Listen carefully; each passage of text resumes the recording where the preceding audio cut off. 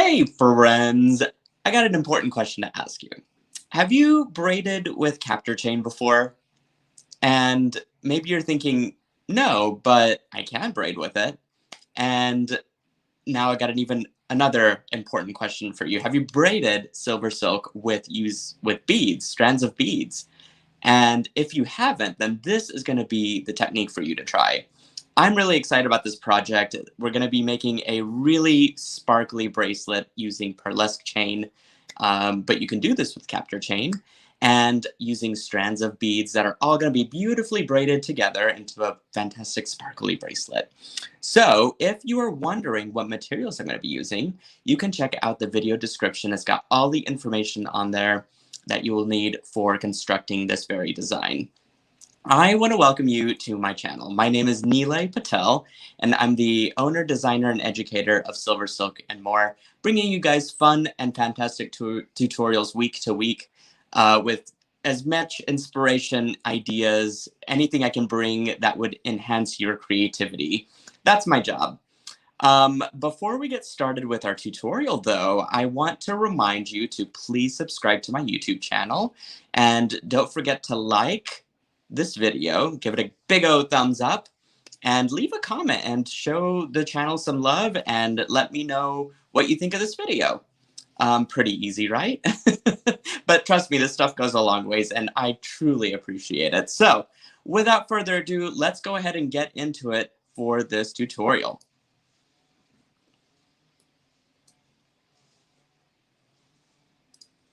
Alrighty, I have got a few things at my table that I want to discuss. These are the tools that we'll need for this tutorial.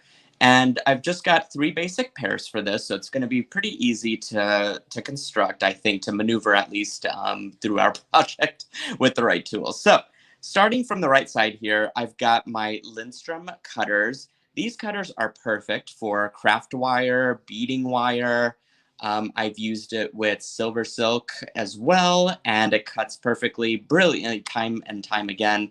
So they're a tiny little pair here, but they are very, very sharp and have been very consistent throughout my crafting adventure. So I highly recommend them. I'm also going to recommend a pair of wide nose flat pliers. Flat wide nose pliers. These have been dipped in Tool Magic. So you can see that there's a white coating here at the top that looks like it's sort of rubberized. Well, that's the Tool Magic at work, and it's been dipped and dried for about 24 hours.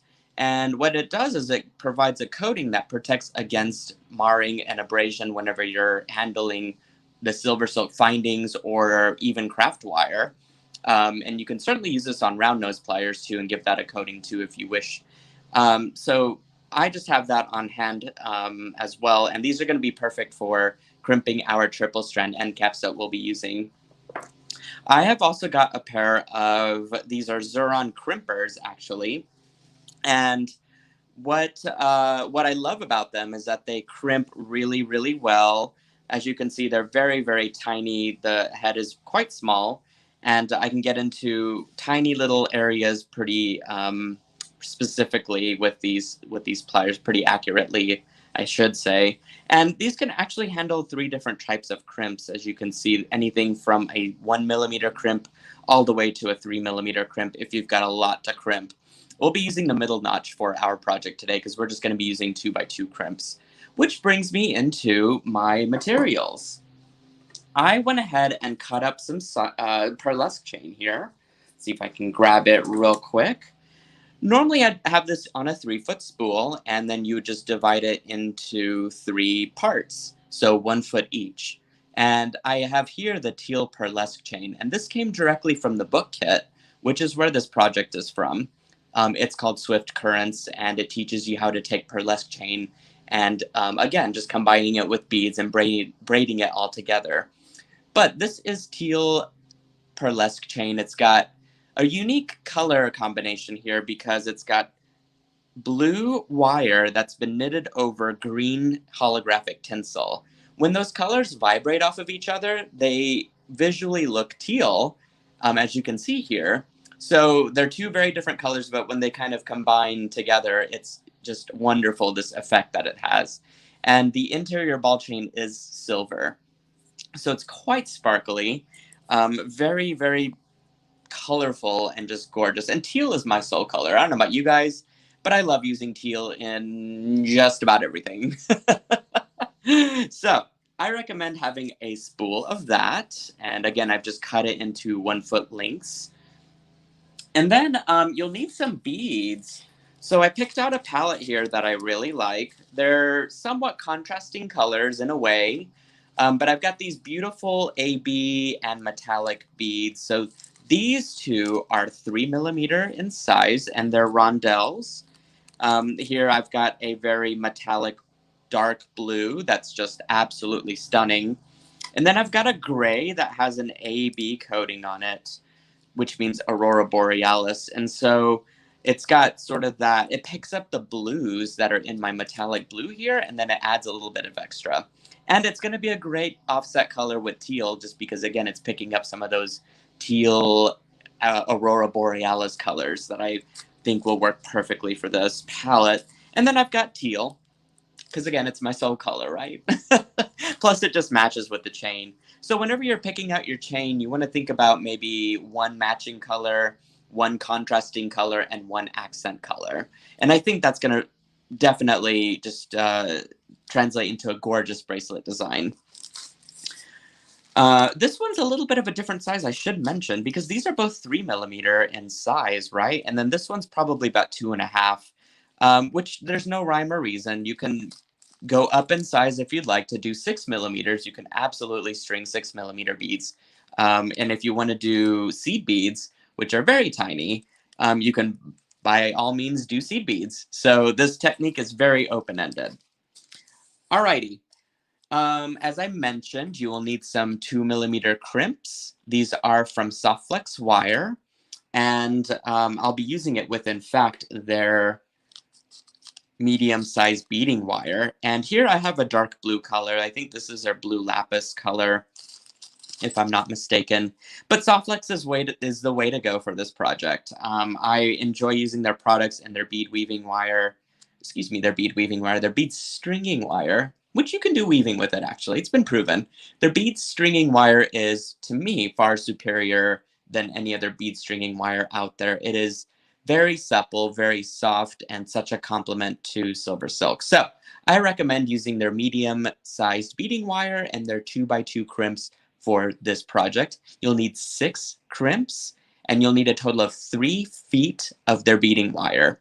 Their beading wire is as well cut into 1 foot lengths, so that you have 3 beading wires that match the length of each of your 3 strands of SilverSilk.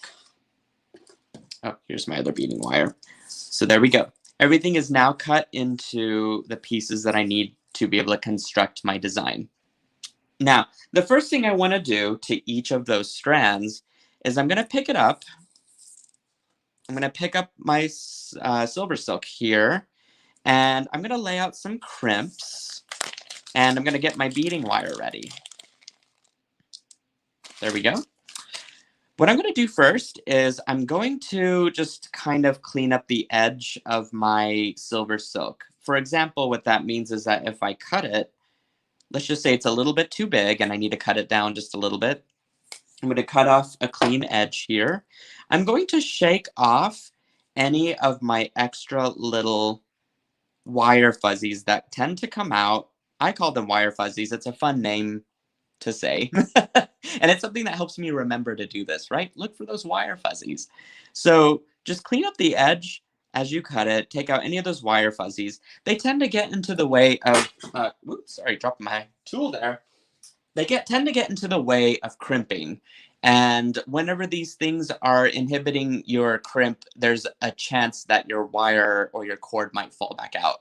So you definitely want to get rid of those in the upfront part of this project.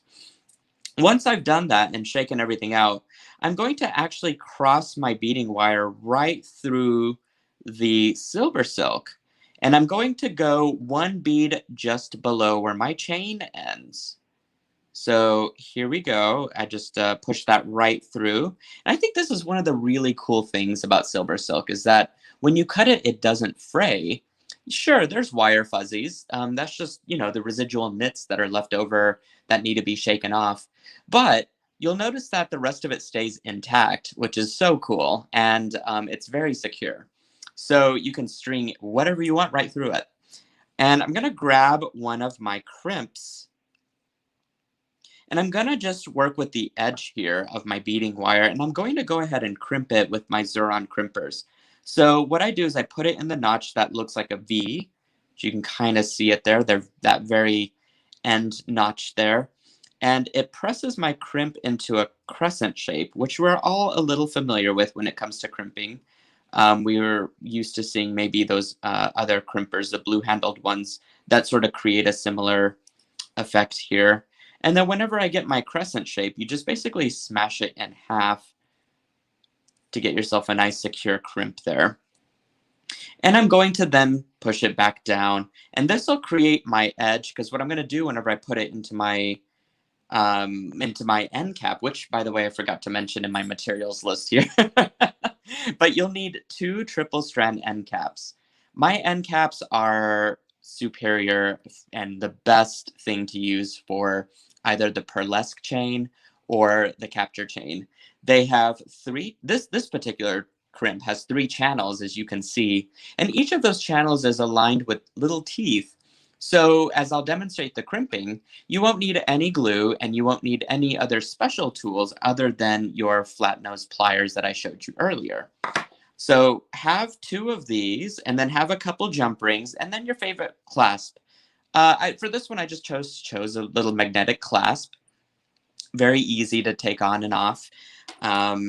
So I like that for a bracelet. You might not, but that is totally your preference. If you want to string on a lobster claw, go for it. I think it would look incredibly stunning with this decorative lobster claw. So I have my crimping essentially done, and now I can string on my beads. So let me show you what that next step looks like. I have here pre-strung, let me shake these wire fuzzies out of the way. I have pre-strung one of my strands with one color of my beads. And I went as far as the 1 foot length of my Pearlesque chain here. I would recommend go ahead and doing that, because you can always cut your bracelet shorter or fit it to your wrist in the process of making this. But it's always a little bit more difficult to kind of go back, add beads on, or make any adjustments as the bracelet is being braided. So I like to overdo the beady work and everything up front, and just kind of take off anything else I need to at the end. So here I have my second strand.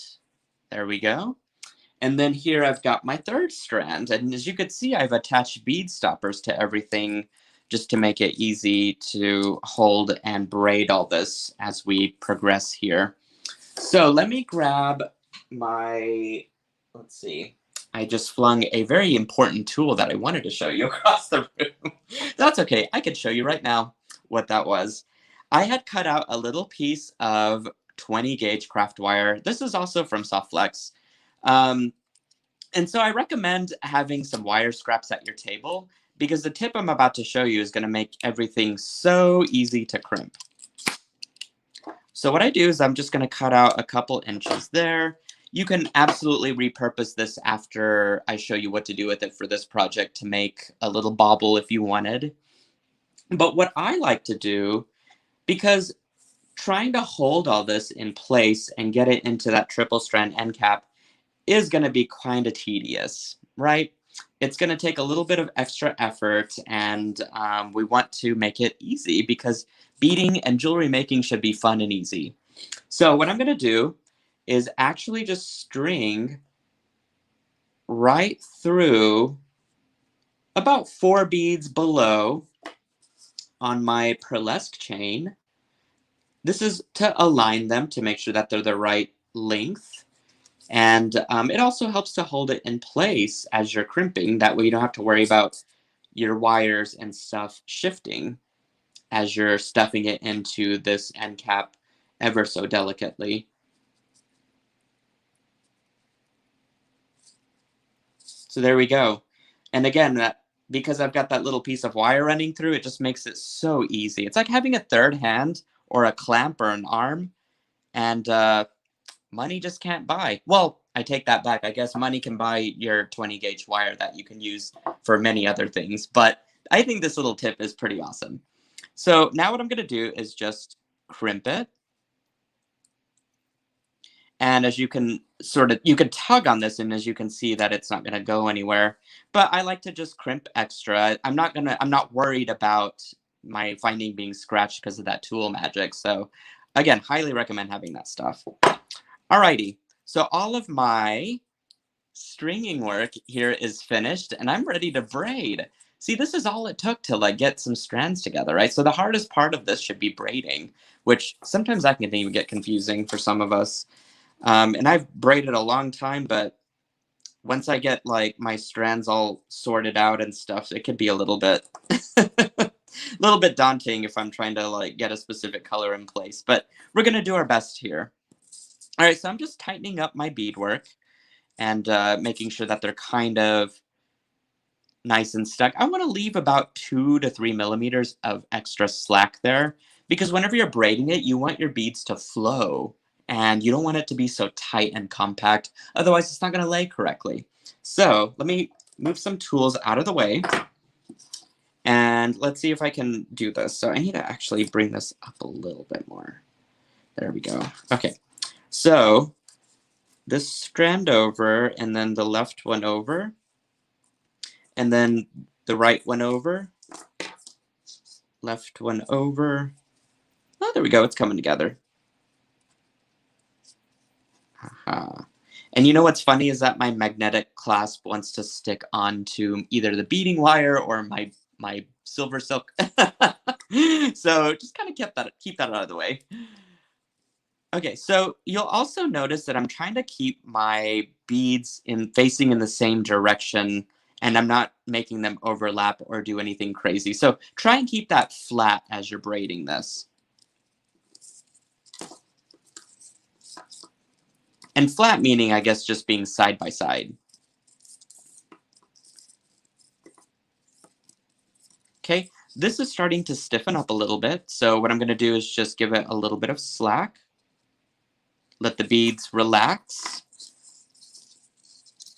And as is this one, so just let it relax. There we go.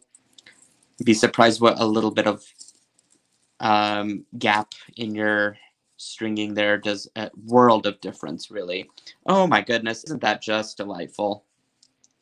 So I'm going to continue to braid this down. So let's see, this one goes next. This one, then this one. Braid that one. Okay, my beadwork is, again, just kind of stiffening up, so I'm just going to relax it. And it seems to be more of a common thing on these 3 millimeter ones, so really they're going to need a little bit of extra give there. But otherwise, braiding up pretty nicely here. So let's see. And you know, I got a little, looks like I got a little boo-boo back there, so I'm going to take it apart because I know that's going to bother me later. It looks like my beads overlapped on the wrong part, so I want to make sure I can go back and fix that. And I, y'all, am a perfectionist. Like, I have to have it a certain way, and I will definitely be more than happy to break it apart and rebraid it if I need to. I encourage you guys to do the same because, I don't know, if for me, like, I see, you know, my mistakes, then I can go back and kind of fix it accordingly. And it'll bother me later if I don't do that. So just going to take my time here, make sure that everything is nice and perfect. Okay, I almost had it overlap there, but I want to make sure that that is not overlapping. Let's see, let's take a look at it now. Oh, that looks beautiful. That's much better than it was before.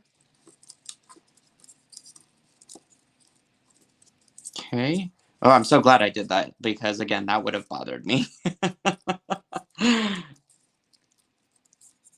right. So the question is where do we want to end our bracelets? Well, I tend to measure on the wrist that I have available, which happens to be my hand. And it looks like this is going to be a pretty good length, actually. So you have to also remember that when you braid, it compresses everything. So having that extra 1 foot in length, not extra, I suppose, but having the full 1 foot to work with of either your Pearlesque or your capture chain will definitely be helpful whenever you're trying to trim all this down.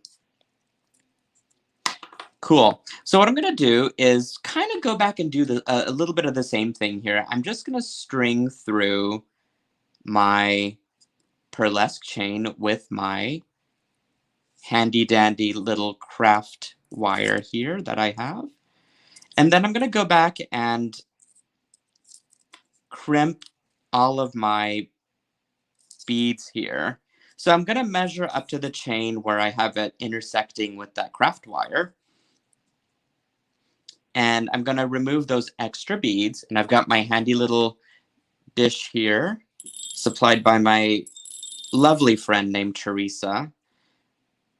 And I'm going to crisscross that wire right into, or rather than crisscross, but insert it directly into my chain there.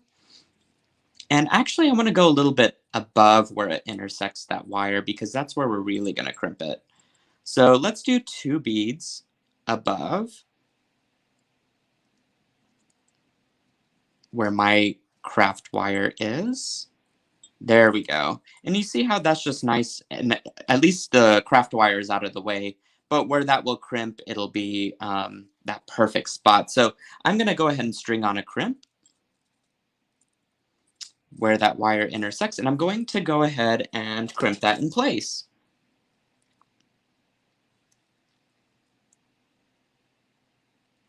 Okay, there we go. And then you can trim off that extra wire. And I'm going to do the same thing to my blue one now. So let's see, I'll stop my beads about right here. Probably about right here. It's a little bit of an eyeballing process here. I would probably just eyeball it to where it's 1 or 2 beads above the craft wire. And then that should give you a very good slack for stringing it right through. Again, we're going to go 2 beads above where that craft wire is.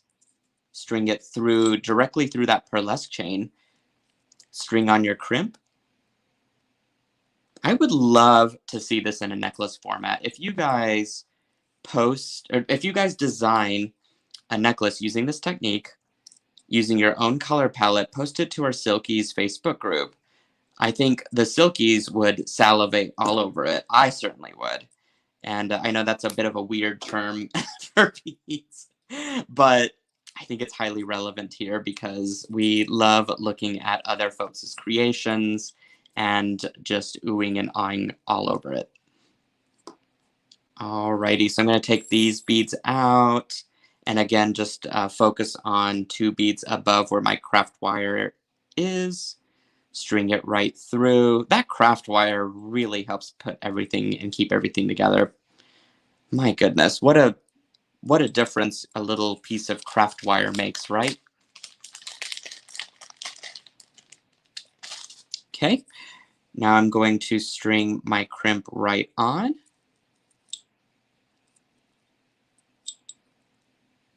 And I'm going to crimp it in place. There we go. Brilliant. And now I'm going to trim that last wire. We're getting down to the wire now. You like that little pun? I like little puns every now and then, right? It's just fun. Okay, so I will trim a bead or 2 right above where my crimp is. And again, just focusing on 1 at a time, get those wire fuzzies out of the way. We don't want those to inhibit our crimping here, so definitely want to catch them head on, and then just press the rest of that wire in place, and it'll stay quite nicely. I've got a little bit of that holographic tinsel, as you can see, that's popping out there, so I'm just going to trim that back too. Okay, on to our next one.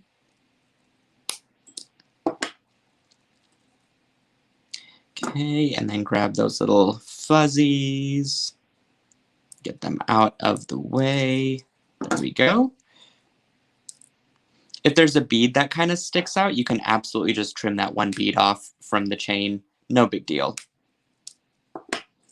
And our last one here. So I'm going to trim this. Okay, there we go.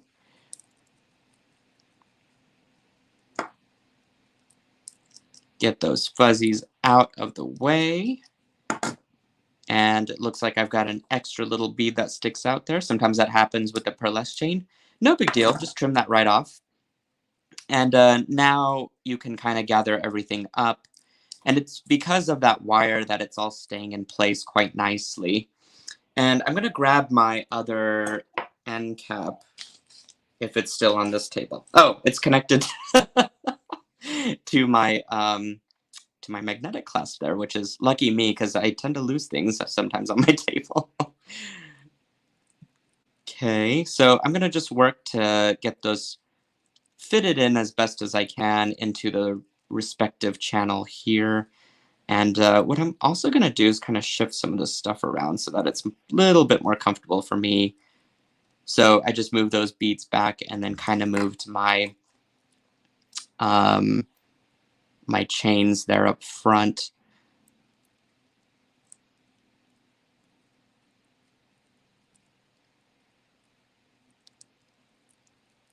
Okay, and then just do the best you can to stuff everything into, whoops, those channels. There we go. Sometimes it's just about getting the right hold on some of this stuff.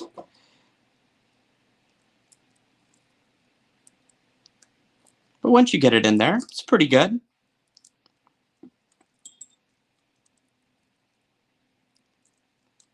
Brilliant. So now you can just make sure that nothing's going to fall out of place, and then boom. Let me clear out my space here. Woo! Okay, got lots of wire fuzzies there, but look at that! And you can remove that, or unclasp it and then clasp it back on. And it's magnetic, so it makes it really easy. Make sure that your logos on your findings are face up. And is that not sparkly? I'm saying it really catches the light. And these beads are so great too. You can really find some inexpensive strands of, you know, Chinese glass or even Czech glass beads out there for as simple as like $1 a strand for a 16-inch strand, and then you can combine it with some SilverSilk and make something ultra stunning with it. So I really love this project. And now let me show you the picture. And guys, that is our project this evening. I had a really fun time making this for you, and I hope you'll give it a try too, because I think this braiding technique is really great for beginners, especially dabbling into the dark art of SilverSilk. But again, my name is Nilay Patel. I'm the owner, designer, and educator here at SilverSilk and More, and bringing you guys fresh tutorials week to week. Don't forget to like this video if you enjoyed this tutorial. And please subscribe to my YouTube channel. And you can even hop on over to Instagram, where I have dozens of photos, hundreds of photos really, of all kinds of SilverSilk projects that you will be sure to get inspired by. Last, you can also become one of our Silkies member in our Facebook group called the SilverSilk Silkies. There we share inspiration, ideas, and camaraderie. It's so much fun, and I hope you'll come join us. So, again, I hope you enjoyed this tutorial, and I will see you again next week. Take care.